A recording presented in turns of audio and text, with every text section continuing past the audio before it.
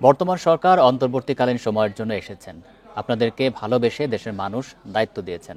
এই ঈদে জামা জুতো অ্যাক্সেসরিজের ডিসকাউন্ট।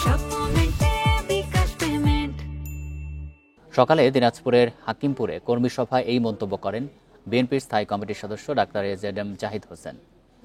এ সময় তিনি আরও বলেন, কোনো অবস্থাতেই হঠকারী কোনো চিন্তা করার চেষ্টা করবেন না। জনগণের ক্ষমতা দ্রুত জনগণকে ফেরত দেওয়ার সুযোগ দিন। বলেন, জনগণই সিদ্ধান্ত নেবে আগামী দিনের বাংলাদেশ পরিচালনা করার দায়িত্ব কাকে দেবে। কোনো অবস্থাতেই বিদেশি প্রভুর কাছে আস্থা নিয়ে দেশ পরিচালনা করা হবে না।